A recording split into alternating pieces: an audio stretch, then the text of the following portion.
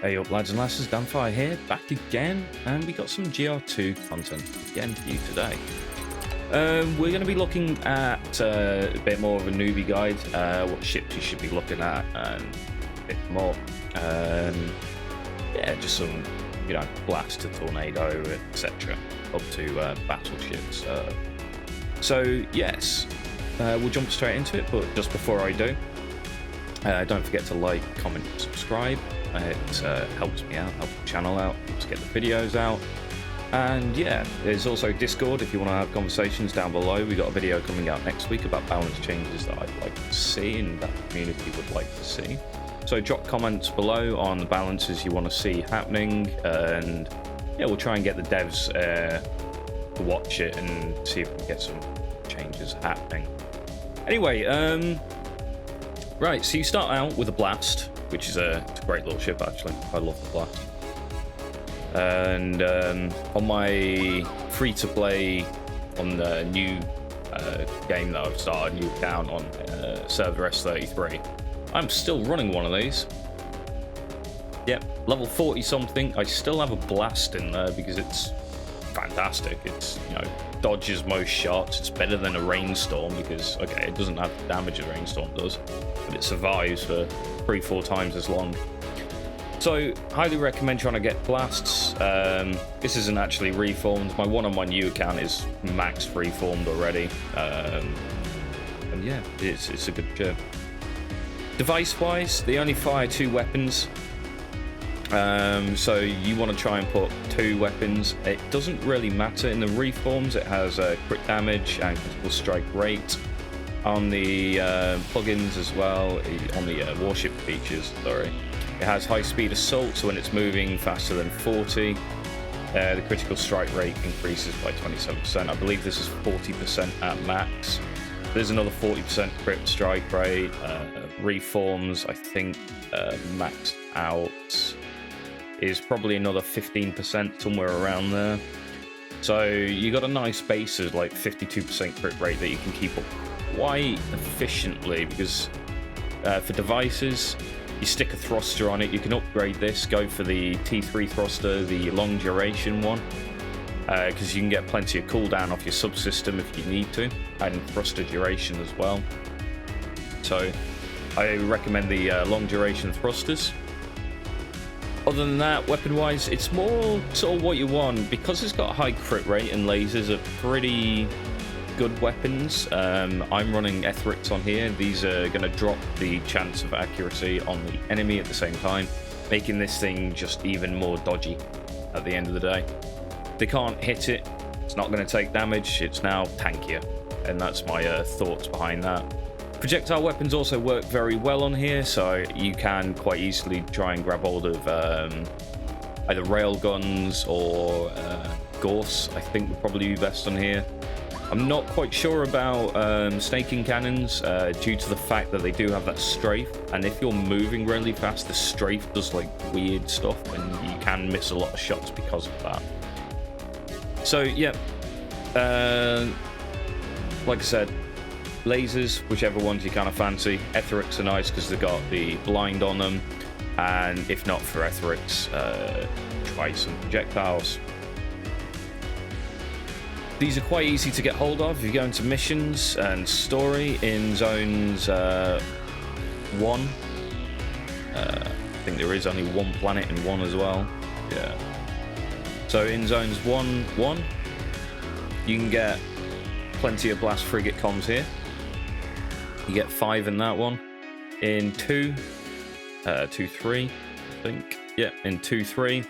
We can get some more comms here, so if you're looking for those reforms or trying to get more out, I do recommend having 5 blasts at the end anyway, because you want a blast in each and every one of your mining fleets.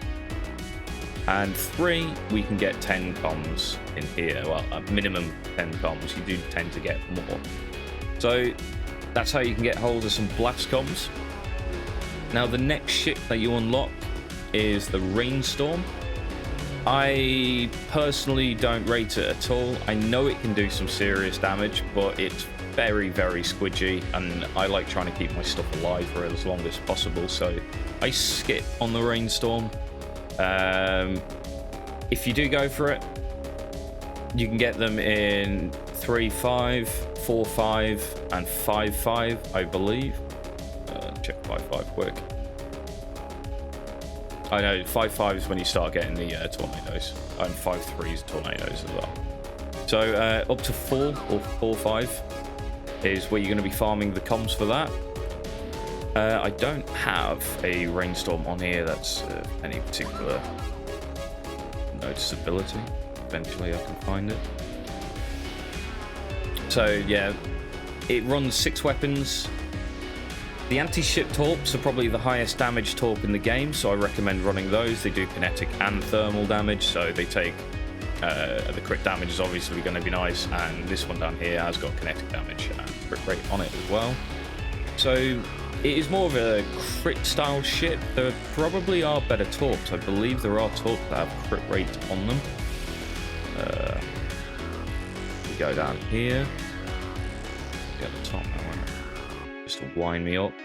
I am working on some of these heavy anti-ship torps. I have got an EPOS, and I am working on that to get a video out for you guys.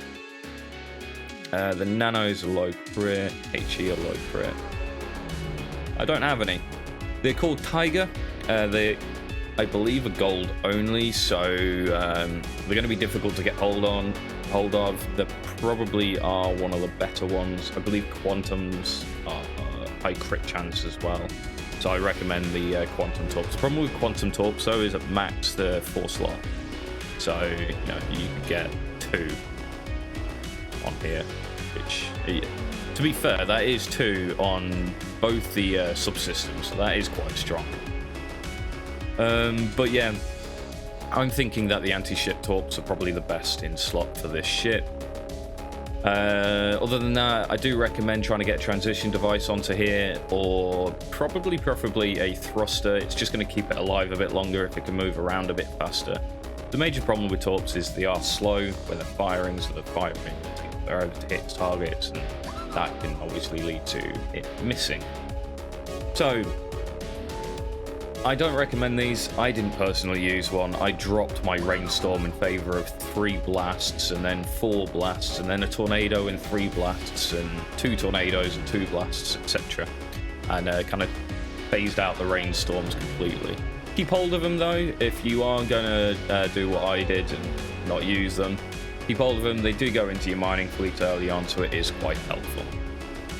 We then have the god tier of free-to-play ships, or one of them anyway. We come into the tornadoes. So tornadoes 5.3, you can get over 10 comms from that one. 5.5 and 6.5, you'll get at minimum 5 comms each. So you can get at minimum 20 comms a day. You're more likely going to get like 30 or 40. So, well, if you're lucky, you'll get 40. You're probably going to get around 30, where you get like 2 comms or 1 comm per run. But yeah, so tornadoes, early on, and as you're going through, these are going to be what get you through most of the campaign. I got up to about 10.5 or 11.2, somewhere around there, with just tornadoes and blasts. That's before I unlocked a fog, and that's already been phased out for a Legion. But for the I've got it here. Oh no, it is this one. For the tornado, this is my recommended layout and setup. This is snaking cannons. These come from the Aurelicons, which I should have some of somewhere. Maybe. Any blue ones? Yeah, I got a blue one. No, that's a laser gun. Oh, there it is. These are the Aurelicons. These upgrade into the snaking cannons, and that's just ruined everything. But yeah, so you have 3 weapon choices really. For cheap and cheerful, you can either go these snaking cannons, or you can go Gorse, because you can get blue Gorse. No, that's a cannon. That one is Gorse. So you can go those 2. And that's what I recommend, is either these snaking cannons or Gorse. If you're paying a bit of money and you've got loads of rails, You can put railguns on here. It works quite well. It has got the reform penetration, so it's going to increase the penetration chance of the railguns, and they've got a high base railgun penetration as well. Other than that, you want six or five, depending, total weapons on here. That, as you can see, takes up pretty much all of the slots. I've got enough room for a little transition device. I do recommend having transition devices or thrusters on all of your ships you can possibly fit them on. It helps you out a lot, keeps them out of harm's way a little bit more, and gets them into the fight faster. In the case of this one, where it needs to get close, because it is using snaking cannons, it does need to get closer. Other than that, I've got a strike Sion on here, try and boost the strike of these, and I will re-roll this at some point to try and get crit rate and crit damage. So that's my recommended loadout for tornadoes, and yeah, very, very solid fit for early game and mid game. You'll get up to probably into the 11 areas before you start having difficulty with ships taking a bit too much damage, not killing stuff quick enough. But, you know, that's quite high up at the end of the day. So that's my recommended fit for a tornado. Now, from the tornado, they will give you a fog, and you can farm fogs up as well. I highly just don't recommend using them. I don't personally think they're particularly good. They've got one subsystem for missile range, and the second subsystem is thermal damage with maximum range. Reforms as well, they get crit strike, crit damage, which is nice. If you want to ignore the subsystems on here, which you can, because missiles to an extent are not good enough to really bother with, you can fit this as a laser boat with deconstruction rays, which is the particle ray gun, tier 1. That works quite well. I've seen some fog builds running those, and it's usually better than the missile variants. I have seen cruise missile variants, but that's all gold weapons again. Cruise missiles only dropping gold, which makes it very expensive to upgrade for a ship that you're probably going to get rid of at some point in the future. So yeah, you can use this for a little bit, but do bear in mind you are going to try and replace it as soon as possible. Instead, if you go into the mall and you're doing arena every day, you can pick up monster battleship comms. These are free. You can also pick fell hunters in here when they appear. I also recommend that. That is another cruiser that's very high damaging. My fell hunter, which is on this account, gets about 500,000 damage within a minute. So it's on par with the tornado for damage. It's a little bit faster, has more range, so it keeps out of the way of ships quite well. And yeah, it's my favorite looking ship as well in the game. This thing looks cool. Right, so monsters. These are what I really do recommend for all players currently playing. I wouldn't even recommend legions. They're a pain to upgrade, pain to fit. Unicorns possible as well. You can get these from fairly easily over the weekends.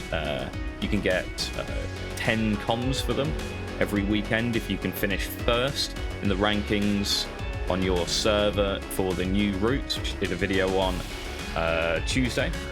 So check that out if you haven't, and that's how you can get hold of a unicorn. I've seen 1.2 million out of this in 1 minute. It wasn't max reformed, and so yeah, this is potentially quite a viable ship. It's quite tanky as well, thanks to its thermal circulation system.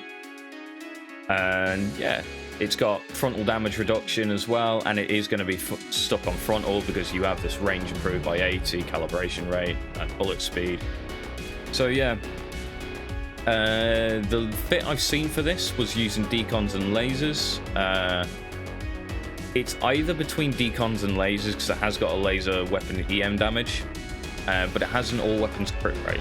So it's potential, this one, that you might want to fit for projectile weapons, and you could maybe very potentially just do like a weird mix where you've got a couple of lasers on here as well as some projectile weapons. You'd have to be very careful with the cooldown on that, but it is doable. But yeah. Anyway, back to where we were talking about. This is the god tier of ships at the moment. It needs a nerf in my personal opinion, and quite a lot of other people I've spoken to have mentioned that this does need a nerf. It's either the ship or it's the weapon systems. Yeah, it's just a bit broken. This can out DPS pretty much every other ship in the game currently, and with no issues whatsoever doing so. You're looking for crit rate, crit damage on both systems. If you can get it, you can get crit damage on the bottom one with kinetic. This is quite hard to roll. Weapon-wise for this, you're looking at Gorse, railguns, and or snaking guns again. PT guns are a nice added bonus. Explosive shotgun, if you can get hold of one, is fantastic. It increases the critical damage that the enemy takes by 15%.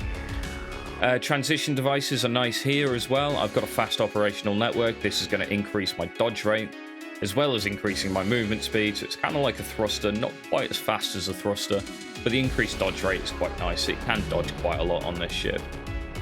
Plugins, you are still looking at projectile and ship durability, so standard armor preferably, and whatever projectile damage plugin you have. If you can get the one with the added damage to ships, even better. It's just more damage at the end of the day. So this is my recommended loadout. This is running Gorse. In place of these, you can run the rails. They are very good, they are very strong, and they work quite well as well. Again, the problem that I have with this ship is this ship's so strong, people have started running 3 monsters and a tornado in a fleet, and the volley from like the first initial 3 tornadoes and 3 monsters and a tornado hitting generally drops a single ship, and at that point you've lost anyone. So yeah, something does need nerfing here. I'm not sure whether it's the weapons or if it's from the penetration from shooting, or yeah, it could be maybe some of the reforms. There is crit rate and damage on here, and kinetic damage. Yeah, crit rate, crit strike rate, strike damage, and projectile damage. So there is a lot of damage buffs going on here, and I think it scales a little bit too much. Anyway, that's it for my recommended ships. I would add carriers in here, but at the current meta, like I said, the current meta is trying to run 3 monsters. So you might want to try and do that. If you do want to run carriers, the easiest ones to get are probably obviously the Frost, which I don't personally recommend. It's not a very good ship. I recommend the Fenrir. You can get that from the weekly inter-server war. You can get 10 of those a week. So that's probably your best bet for a decent carrier. And then, yeah, that's pretty much the only one you can get particularly easily. Notable mentions are legions. You do get a lot of Krypton when you start playing, so you can buy every single one of these comms that pops up. I recommend doing so if you do want to run a legion. These are very, very strong ships. This one's hitting 1.5 million damage per minute. A little bit over that actually now. I've upgraded a few more of the deconstruction rays. It has got an awkward AI though, and it's difficult to fly because of that. But yeah, you're probably better trying to go with multiple monsters at the end of the day, unless they do nerf or buff other ships. Anyway, hope you guys enjoyed. I'm streaming Wednesdays, Fridays, and Saturdays at 7 PM GMT. Come by, check it out. We've been doing Dwarfheim, which is interesting. It's kind of like a weird mixture of a MOBA game with some RTS style elements to it. You have 3 classes, one's a miner, and he basically plays Factorio while everyone else is fighting and doing stuff like that. That's who I've been playing anyway. Fridays and Saturdays, I'm not sure what game I'll be streaming yet. Maybe some Deep Rock Galactic, because that's been fully released now. It's had loads of updates since I last played in early access, so I might be doing that. Anyway guys, Thank you guys for watching. Don't forget to like, comment, and share. Check out the streams on Wednesdays, Fridays, and Saturdays. And I'll see you guys next time.